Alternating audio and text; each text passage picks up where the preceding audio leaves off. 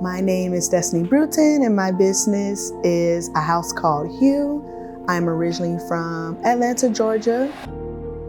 I got into embroidery just because I wanted to make a shirt, and it cost a lot of money to go anywhere else. And I went to YouTube and I said, oh, this looks easy.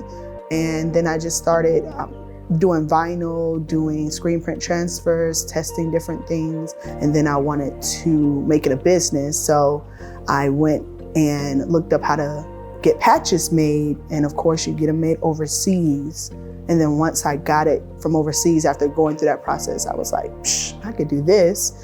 So I went back to YouTube. I started watching Ricoma YouTube videos before I even had my machine. And I would watch hours and hours of the video.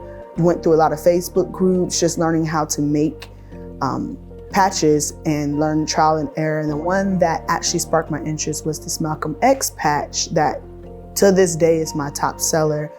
How I felt working on my first design was I was sick to my stomach because I just knew I didn't have none of the things correct. Even though I turned on the machine, I set the tension, I did all those things, just learning how embroidery lays from digitizing. So, the stitch count down to the sequence of the colors. So once I actually got through the first design, it felt better because then I knew what to expect. A beeping doesn't mean it's catastrophic failure. Just, thread may slip down now, I'm gonna go and adjust this. But that goes back to watching all those videos and joining those groups to kind of calm your nerves. And then once I got that first patch made, I took all the designs that I had when I was making enamel pins and started converting them one by one until I got, I would say, like the perfect formula.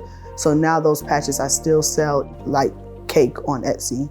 It was go time from there. I just upgraded and learned more things, got more machines with more needles, so I had to change the thread and just kept going. And I chose EM-1010 because all the other machines looked daunting. So the EM-1010s were easy to start with. And what I love most about the EM-1010 is the ease of use when loading a design, the memory of the design. So if I load a design and set the colors on that design and I switch designs and I come back, the colors, I don't have to reset the color. That is such a great thing because I don't remember what color sequence I had. And if I don't change the thread, I can always bounce between designs, not having to change the color sequence. The smoothness of how it runs, especially trying to knock out 100 polos. It just goes really fast, especially with having those color sequences saved.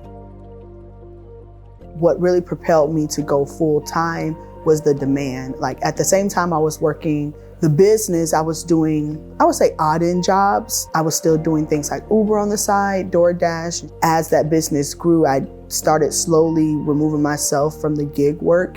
And then once I think my first big order came from this company called Travel Divas, which I still do work for them today. And once I got that first big order, I just said, bump it, let's just go all in.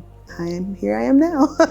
I come from a family of, I would say, business owners and hustlers. So I've always been in a realm of business. I just think it got scary when I was trying to, I wouldn't say legitimize, but really go through the ebbs and flows of business, like getting the city business license, doing the taxes, applying for grants. I think that's the part, I wouldn't say got scary, but got daunting because I'm still a single person doing all these things. So I had to not hold on and invest so I could free myself up to actually do what I like doing, which is the embroidery.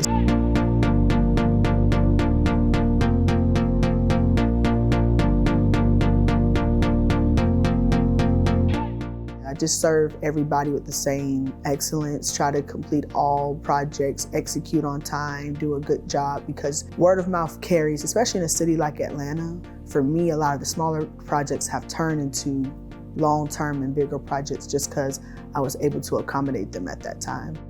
I chose Ricoma machines because it was easy to get started, and they understood the trajectory or what I'm trying to do. So they were very accommodating. And the tech support, I would choose Ricoma for the tech support. The calls, I called so many times to ask so many questions just because I didn't know what I was doing, and they were very helpful. I basically became friends with a tech support named Jonathan because I called and I was like, what am I doing wrong, or what's going on? And that's when he also instructed me to join the group as well. If I couldn't get through the phone lines, I could always join the group.